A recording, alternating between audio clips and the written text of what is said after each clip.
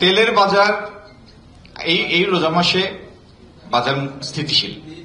আমরা প্রথম দিন দুই একটা কৃষি পণ্য তার একটু পরিবর্তন দেখেছি, কিন্তু রোজার দ্বিতীয় বা তৃতীয় দিন থেকে চতুর্থ দিন থেকে পরবর্তী সময় বাজার সম্পূর্ণ স্থিতিশীল ছিল।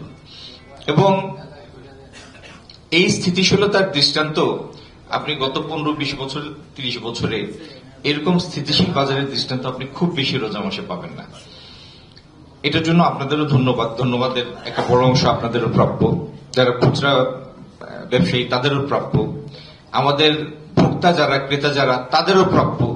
কোনো কারণে বিশেষ কোনো গুজবে কান দিয়ে তারা আতঙ্কিত হয়ে বাজারটাকে অস্থিতিশীল করার সুযোগ দেন নাই, সেটার জন্য তাদের ধন্যবাদ প্রাপ্য। কিন্তু তারপরেও এই কথাটা বলতে হয়, সয়াবিন তেল, ভোজ্য তেল বাজারে অনেক বাজারে গেলে দেখা যায় যে পর্যাপ্ত সরবরাহ আছে, দামও স্থিতিশীল আছে, কিন্তু তারপরেও অনেক বাজারে গেলে দেখা যায় বিক্রেতারা বলেন যে আমার কাছে খুব বেশি নাই, এই 1 বোতল আছে অথবা 2 বোতল আছে, এবং লিটারে 2 টাকা 4 টাকা 5 টাকা বেশি নেওয়ার একটা প্রবণতা আছে। তো এই বিষয় এবং তেলের পর্যাপ্ত সরবরাহের বিষয়ে আমি আপনাদের কাছ থেকে শুনবো, এটা এই জন্যই আজকে আপনাদের কাছে আসি। আয়করের যে কথাটা আপনি বললেন, যে উপায়ে বা যে মেথোডোলজি প্রয়োগ করে আয়করটা ধার্য করা হয় সেটাতে যথেষ্ট ক্ষুব্ধ হওয়ার কারণ আছে। কিন্তু আয়করের মন্ত্রী তো আপনাদের চিরঙ্গের, আপনাদের জন্য এখনকার কাজটা সহজ হয়ে গিয়েছে। তিনি অত্যন্ত করিতকর্মা, বিজ্ঞ প্রাজ্ঞ একজন মানুষ। আমার বিশ্বাস আপনারা সমস্যাটা ভালোভাবে তুলে ধরলে তিনি এটার একটা বিহিত করবেন। আর ভোক্তা অভিযানে হয়রানির ব্যাপারটা যেটা আপনি বলেছেন, বাজার তদারকি ভোক্তা অধিকার অধিদপ্তরের কাজ হচ্ছে বাজার তদারকি, কিন্তু আমি তাদের ভোক্তা অধিকারকে আপনাদের সামনেই বলে যাচ্ছি, বাজার তদারকি করবেন কিন্তু অহেতুক যেন কেউ হয়রানির শিকার না হন সেটি দেখাও আমাদের কাজ। আর পাইকারি আর খুচরা বাজারের যে অযৌক্তিক ব্যবধান, রোজার পরে আমরা একটা ফ্যাক্ট ফাইন্ডিং কমিটি করব। এখানে আপনারাও থাকবেন, ব্যবসায়ীরাও থাকবেন, প্রশাসনের মানুষেরও সংযুক্তি থাকবে। দরকার হলে আমরা অন্য পেশাজীবীদেরও এটার সাথে সম্পৃক্ত করব। কেন পাইকারি আর খুচরা বাজারের ব্যবধানটা অগ্রহণযোগ্য, এটার ভিতরে রহস্যটা কি, এটা আমরা খুঁজে বের করব।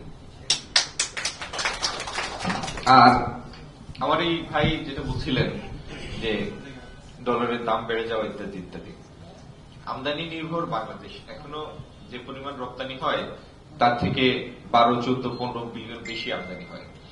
তো আমদানির মূল বাজারে যদি কোনো কারণে দাম বাড়ে, ডলারের মূল্য বৃদ্ধি পায়, ভাড়া বৃদ্ধি পায়, সেটা তো হচ্ছে একটা সার্বজনীন বিষয়, এটা আলাদা করে আলাপের বিষয় নেই।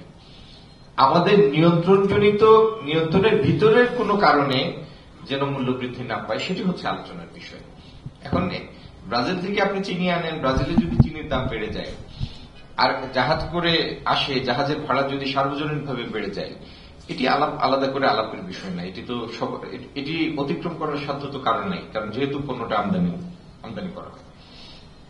আর মুক্তবাজার অর্থনীতিতে কারোর জন্য এটা রেস্ট্রিক্ট করে দেওয়া যায় না যে আপনি আমদানি করবেন না, কিন্তু তথ্যের অবাধ প্রবাহ যদি থাকে তাহলে আপনারাই সিদ্ধান্ত নেবেন যে আমি আরো 10,000 টন ডাল বেশি আনবো নাকি এখানে থামবো এই বছরের জন্য।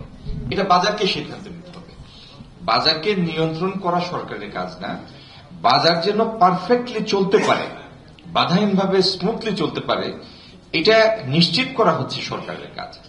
তো আপনারা, আজকে আর আমি কথা বাড়াই না, আমরা সবাই মিলে এন্ড রেজাল্টটা কি, মানুষের ক্রয় ক্ষমতার মধ্যে ভোগ্যপণ্য পৌঁছে দিতে পারলে মানুষের মুখে হাসি থাকবে, সন্তুষ্টি থাকবে, ঠিক না? এবং সেই সন্তুষ্টির কারণে যে দোয়া, সেই দোয়ার বড় একটা ভাগিদার আপনারাও হবেন। তো আমরা সবাই মিলে এই দেশে 18 কোটি মানুষের জন্য, যারা আমাদেরকে তাদের দায়িত্ব পালনের জন্য আমানতদার হিসাবে এখানে পাঠিয়েছে, আমরা সবাই মিলে সেই দায়িত্ব পালন করব, এই দায়িত্বের হক ইনশাল্লাহ আদায় করব। মধ্যপ্রাচ্যের এই সংঘাত শুরু হয়েছে আজকে কতদিন, 13, 14, 15 দিন।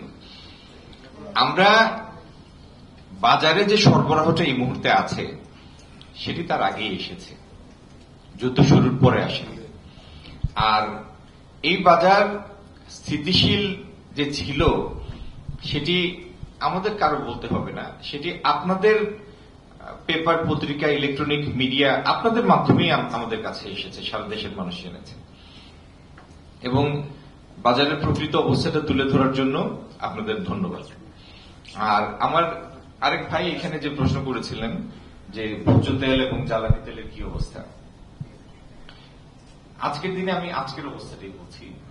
ভোজ্য তেলের অবস্থা কি আছে এটা তো আপনি বাজারের মধ্যেই আছেন। ভোজ্য তেলের সরবরাহ আছে এবং মূল্য তো বোতলের গায়ে লেখা থাকে, এটি নিয়ে সমস্যা নাই। আর এটি ঠিক কোন কোন খুচরা বাজারে কেউ কেউ হয়তো একটা শূন্যতা সৃষ্টির প্রচেষ্টা চালান কোন কোন খুচরা বাজারে, কিন্তু এটা বাজারের সার্বজনীন চিত্র না। এবং আমি আমার সব ভাই বোনদের বলবো, দেশবাসীকে বলবো যে বাজার ঠিক আছে, বাজারে যথেষ্ট সরবরাহ আছে। কেউ যদি বাড়তি মূল্য নেয়ার চেষ্টা করে সেটা আপনারাও সচেতন থাকবেন। এরকম বাড়তি মূল্য নেয়ার মতো কোনো পরিস্থিতি আসে নাই, এই মুহূর্তে নাই। আর আমি যে কয়টি বাজারে গিয়েছি, সিলেটে গিয়েছি, চিটাগংয়ে এসেছি, ঢাকার বিভিন্ন বাজারে, আমি সরবরাহের কোনো অপ্রতুলতাও দেখি নাই।